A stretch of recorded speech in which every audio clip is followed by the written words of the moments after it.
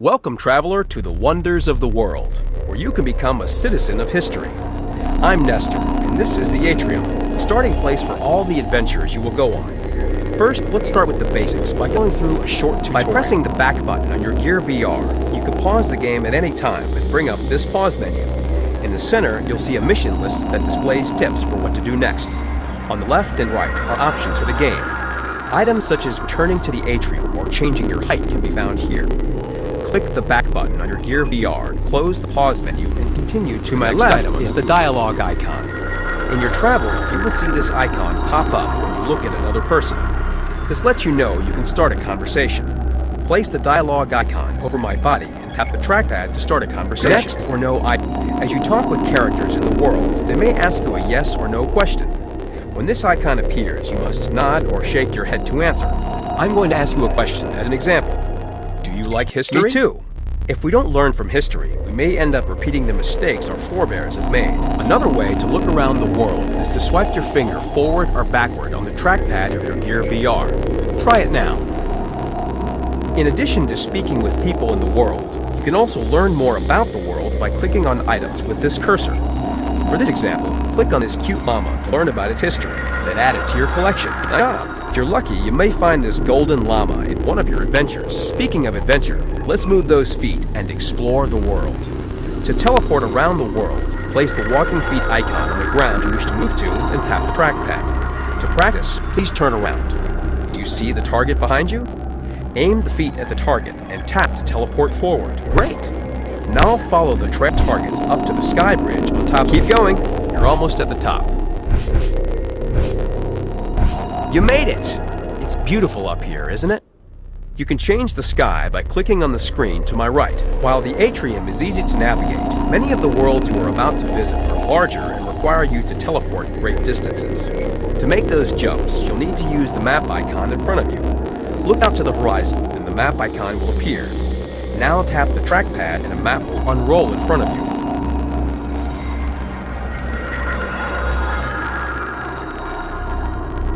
That's it! On each map are new places. Shazam! Teleporting with the map is a fast and easy way to travel. As a hint, be sure to explore the edges of the world to get the map icon to reveal itself. Last two items, I promise. First, to your left are the portals to choose which wonder to travel. Simply gaze and tap on the portal door you wish to visit. If you finish one of the worlds and would like to play again, you'll be given the option to restart. And lastly, behind you is the game table. Tap on a bench to sit at the table. On the screens, you may choose games or a quiz to test your knowledge of the ancient worlds you'll visit. You'll even be able to compare your scores with other players. Now get out there and have fun exploring one world.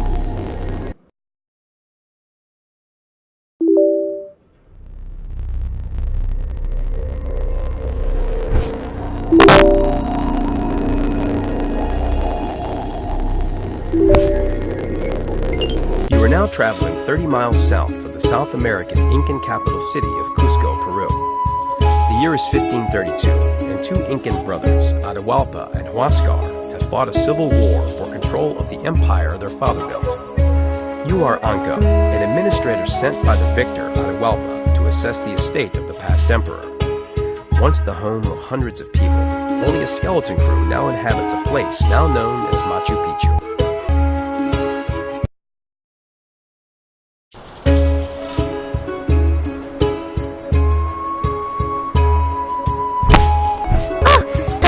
I seem to have misplaced a llama around here. Can you help me find it? Curie is a stubborn one. She's always getting away from my flock. I'll bet she's down there, getting the crops again. I think I see her on the third terrace.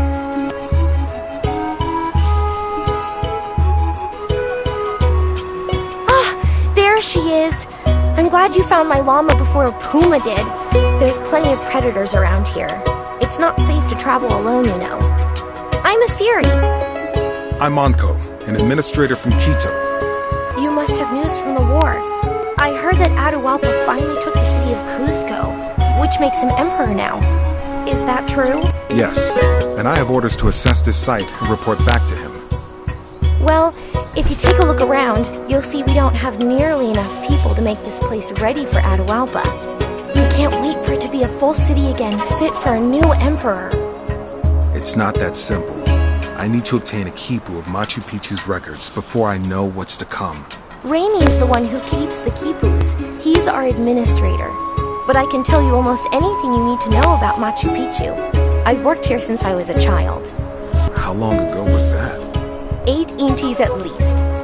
If you follow me to the terraces, I can show you our crops and canals. Come on, this way.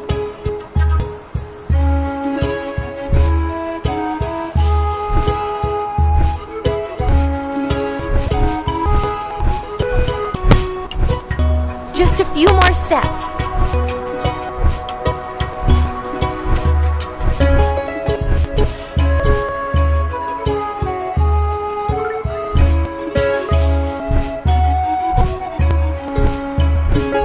Which area would you like to know more about? These are our potato crops. They're sensitive heavy here, so we store ours by freeze drying them. First, we soften the potatoes in water, then grind them up and leave them out to freeze overnight. During the day, they thaw again, and we repeat the process until they're fully dry. They're not tasty, but at least they don't spoil when I'm chasing llamas all day. Which area would you like to know more about?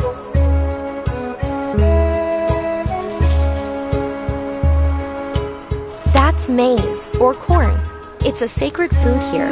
We use it in practically everything, as I'm sure you do in Quito. I make a delicious bread with maize by pounding it between 2 stones. I can also make chicha with it, which is a beer we use in offerings. Mine's pretty strong, or so I'm told. Which area would you like to know more about? That's quinoa, the mother of all grains. We usually wait for the emperor to sow the first quinoa of the season with a golden plow. I've always wished I could use that plow.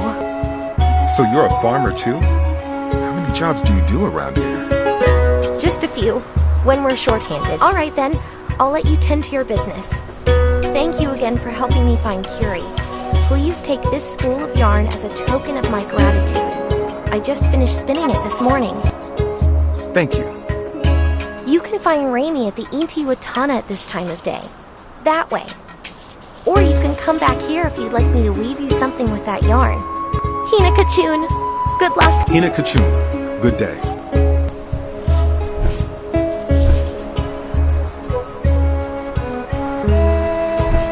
Foot plow. The foot plow, primary agricultural tool used by the Incas. Teams of 7 or 8 men, accompanied by the same number of women, worked together to prepare the fields. The men used foot plows to break the soil while the women followed, breaking the clods and planting seeds. They sang and chanted, striking the earth in unison. Foot plows are still used in the Andes today.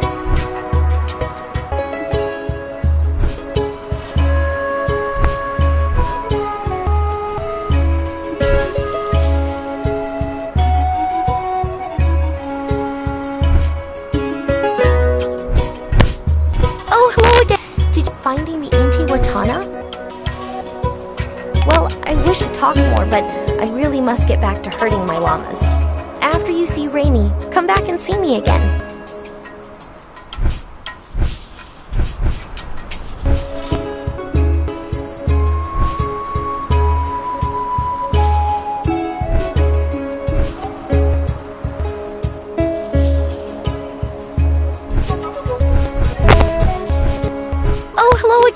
Need help finding the Intihuatana? Just gaze in that direction and you'll find your way, or look down at your map to locate it.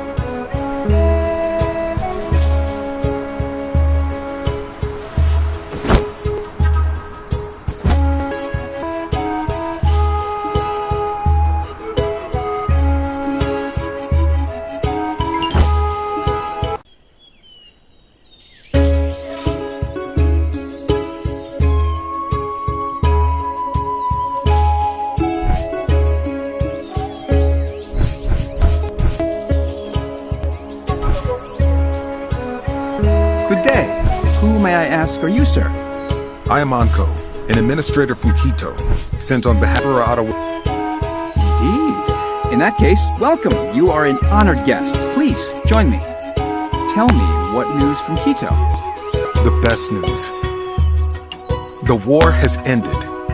So the rumors are true? Atahualpa has taken the city of Cusco at last. In that case, we must drink to the living and the dead.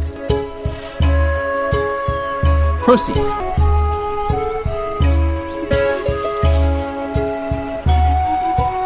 It is hard to believe this war has lasted 5 long years, pitting brother against brother. But Huascar was a mad king. It is best he was defeated. Still, was his grandfather's mummy really reduced to ashes? Are the rumors true? Yes, his mummy was burned when Huascar and his kin were destroyed. It is all true. Destroying a mummy defies the gods. If Huascar had won, he would have buried all of the mummies. He would have... I know what he would have done, but Atahualpa was far from innocent in this war. Careful. You speak of our new emperor. You're not. I am a fellow brother. I am simply weary of bloodshed. So, Atahualpa has sent you here not 1 moon after his victory. I can only assume that means the empire is spread thin, and you intend to close Machu Picchu and reassign its people. Is that true? No decision has been made yet. I need to see a keeper of your records first. The emperor has many estates to maintain, and not enough workers he can trust. You think the only value of Machu Picchu is in its workers? No. To see its true worth, you will need to know more about its history. Follow me. 100 years ago, when Emperor Pachacuti started building this site, many thought he was mad. It was too far from the other cities to be of any significance. I took that view too, until the Civil War began and I was reassigned here. Today, many think this estate is worth keeping safe as a part of our history. What do you think? Pachacuti's name means to turn over a new era. I think that's what he would have wanted, for us to keep moving forward. Exactly. Machu Picchu is not an old palace to simply be preserved. It is Pachacuti's new era realized. Everything around us is an innovation, the best the empire has to offer. Point to anything, and I will prove its value. Our new temple is the largest, most precise structure ever built. Once completed, it will be our crowning achievement, a model for the new era Pachacuti envisioned, one that can never be erased. You speak as if this is your site. All those who work here develop a personal connection with Machu Picchu. If you stay long enough, perhaps you will too. Point to anything, and I will prove its value.